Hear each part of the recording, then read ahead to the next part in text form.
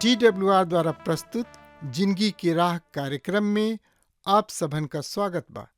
ई कार्यक्रम एगो अवसर देला कि हम बाइबल से जुड़ल चीजन का अध्ययन कर सकें और ई जान सकें कि हमारी जिंदगी खातिर परमेश्वर का इच्छा बा। यही उद्देश्य के साथे हम ई कार्यक्रम आप सबन खातिर प्रस्तुत करतनी। कृपा करके देखी सुनी ताकि परमेश्वर आपकी जिंदगी का मार्गदर्शक ठहरें। वचन अध्ययन से पहले सुनी एगो सुंदर आत्मिक गीत। यीशु का नाम सुखदाई, भजन करो भाई, ये जीवन दो दिन का। यीशु का नाम सुखदाई, भजन करो भाई, ये जीवन दो दिन का।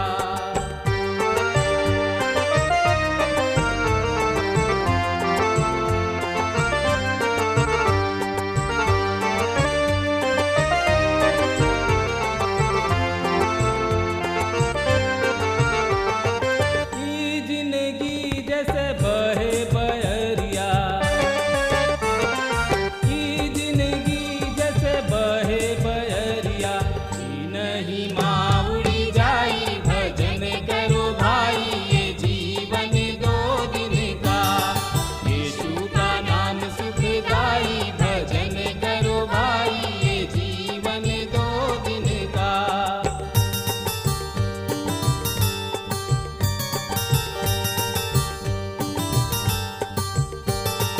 ई जिंदगी पर गर्व न करना, ई जिंदगी पर गर्व न करना, छाया समान ढली जाई, भजन करो भाई, ये जीवन दो दिन का। यीशु का नाम सुखदाई, भजन करो भाई, ये जीवन दो दिन का। पिछला अध्याय में हमनी के देखनी है जा कि कौना तरी से और कैसे प्रभु यीशु मसीह हमनी से प्यार कैलन, दुलार कैलन और अपना छाती से लगवले। और इहो देखनी है जा श्रोता मित्र भाई बहन कि प्रभु महायाजक हमें और हमनी के हर दुख सुख मुसीबत में साथ रहले। और इहो देखनी है जा कि प्रभु यीशु मसीह हमनी खातिर आपन जान देके हमनी के ओह पाप के बंधन से छोड़ावले और जिंदगी के राह दिखौले। और हमनी के देखे के ये अध्याय में और ये अध्याय के शीर्षक है विश्वास।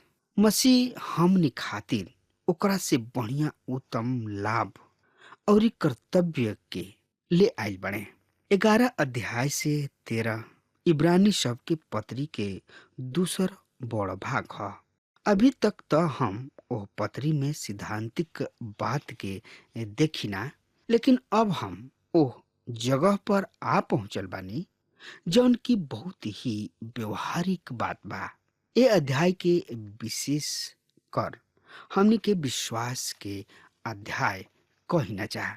और ये बहुत ही रुचकर बात बा कि विश्वास बहुत ही व्यवहारिक प्रकार के चीज हुआ, लेकिन हमने के ई जाने की कोशिश करे के कि विश्वास व्यवहारिक चीज हुआ। इब्रानी के पत्री 11 अध्याय में हम बहुत सब सूर बीरन के पावतानी। ये अध्याय के हमने के विश्वास के दृष्टिकोण से देखे के कि विश्वास आदमी सबके और औरत सबके जिंदगी में कैसनो परिस्थिति काहे ना रहल होई। आपन के बगीचा से लेके आज तक के लोगन के जिंदगी में भी हमनी के विश्वास के प्रभाव के देखतानी। ए लोगन के गवाही हमनी के विश्वास के जिंदगी जिए खातिर प्रोत्साहित करेले। मसीही जिंदगी में बहुत ऐसन नियम के बनावल बहुते ही आसान बा। यह कारण बा कि बहुत से लोग पहाड़ी उपदेश और 10 आज्ञा सबके बहुते बात करेले। काहे कि यहाँ पर उ बहुत ऐसन नियम और कानून के पाई न जा। नियम के पालन कोई बहुते ही साधारण प्रतीत होता। जब कभी भी नया क्षेत्र के ओर आ जाई तो हम लोगन से अक्सर यही पूछना कि बताई कि हम अब ओह स्थान पर कैसे पहुंच सकता नहीं। लोग हमरा खातिर अक्सर लिख के समझावत और ई बतावेलन कि तो ओह स्थान पर कैसे पहुंच सकेले। लेकिन यह अध्याय में हम बहुते सब लोग के पाइना जगह जौन की विश्वास के साथ चलले। और आज परमेश्वर रुआ से और हमरा से भी इहे चाहताने कि हमने के विश्वास के साथ आगे बढ़ी जा। जे उनका ऊपर विश्वास करेले उनकर छुटकारा तब परमेश्वर कर सकताने।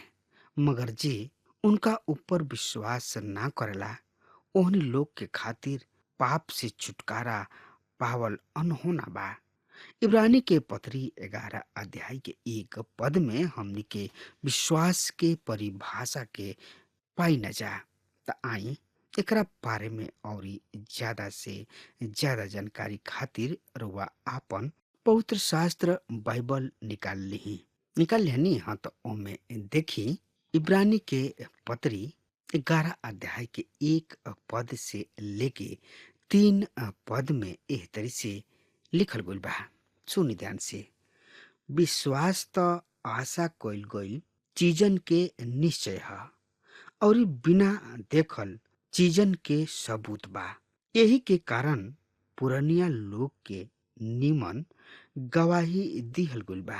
विश्वास से हमनी के जाने ली जाकि परमेश्वर के वचन के द्वारा पूरा दुनिया के रचना असही भइल।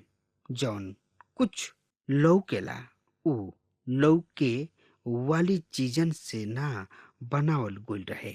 विश्वास तो आशा के कइल गइल चीज सबके निश्चय है। परमेश्वर किने दुगो रहबा जेकरा द्वारा वो उनका किने पहुंच सकताने। पहिलका तो इह कि रुआ उनका किने अपना काम के द्वारा आ सकताने। हाँ, रुआ उनका सामने अपना आप काम के सिद्धता के पेश कर सकतानी। तब परमेश्वर रुआ के स्वीकार करी है। लेकिन अभी तक कोनो सिद्ध काम क के ना सिखौले। आदम से लेके आज तक केहू भी ना कर पावल।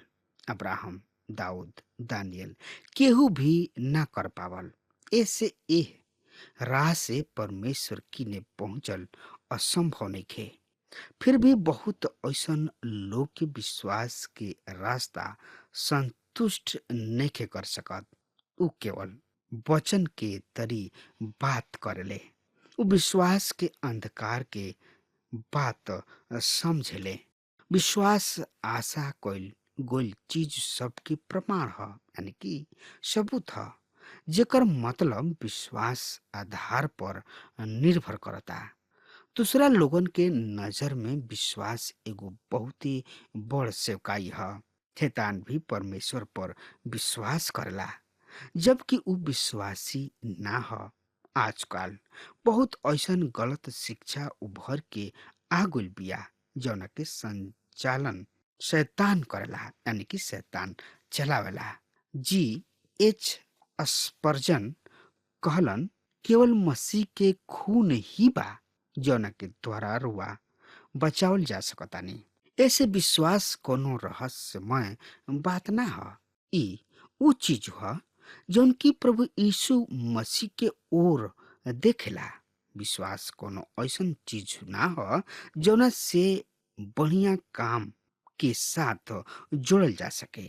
तो एकरा बारे में और ज्यादा से ज्यादा जानकारी खातिर आपन पवित्र शास्त्र बाइबल निकाल ली और ओह में देखी इब्रानी के पत्री 11 अध्याय के आत्मिक परिभाषा के बारे में। विश्वास आशा कइल गइल वस्तु के निश्चय, अनदेखा वस्तु सबके प्रमाण ह। कुलुसियों के पत्री 1 अध्याय के 9 पद में लिखल बा, ऐसे जौना दिन से ई सुन ले बानी हमहू तोहरा प्रार्थना करे से और विनती करे से ना चुकेनी कि तू सब आत्मिक ज्ञान और इस समय रहित परमेश्वर के इच्छा के पहचान में परिपूर्ण हो जा। मित्र, पवित्र शास्त्र बाइबल के वचन है और ये पवित्र आत्मा उनका खातिर सच बतावेला। रउआ हमरा के गलत मत समझी। हमरा जिंदगी में भी एगो ऐसन दिन आयल रहुए जब हम एकदम से काई से अलग हो चुकल रही। एगो अविश्वासी प्रोफेसर रहन जेकर ऑर्डिनेशन प्रेस्बिटेरियन प्रचारक के रूप में भइल रहे। वो आदमी के विषय में बहुते विचार करत रहन, काहे कि वो बहुत ही बुद्धिमान रहन, लेकिन जौन कुछ दिखावत रहन ओकरा से हमार विचार कमजोर होत रहे। वहां पर एगो प्रोफेसर और ही रहन, उनका से हम मिलनी और ऊ हमरा सवाल के जवाब दिले और हमरा विश्वास के मजबूत कैले। अब हमरा कोनो तरीके प्रयोग करे के जरूरत नहीं है। हम जानता नहीं कि बाइबल परमेश्वर के वचन है। हमने के विश्वास परमेश्वर के वचन पर आराम करला। ऐसे इब्रानी के पत्री के लेखक इब्रानी 10 अध्याय के 39 पद में एह तरी से बतावल गइल बा, हम ओ में से ना जे नाश होके खातिर पीछे हटेले, पर ओ में से हई जौन की प्राण की रक्षा के खातिर विश्वास राखेले।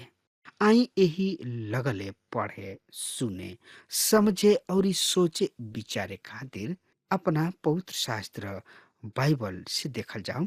इब्रानी के पत्री 11 अध्याय के 2 पद एक तरह से बता रहल बा, यही के कारण प्राचीन काल के लोगन के इच्छा गवाही दिहल गोइल। एकरे विषय में प्राचीन के बढ़िया गवाही दिहल गोइल। प्राचीन के ह? एकरा के 3 गो समूह में बाटल गोइल बा। ई केवल पुराना लोगन के समूह हो सकता या ई नया नियम के कलीसिया के प्राचीन हो सकता। ध्यान रहे कि पौलुस तिमोथियुस से कहले रहन कि उ कलीसिया में प्राचीन सब के पेश करस, या प्राचीन के संकेत पुराना नियम की ओर भी हो सकता।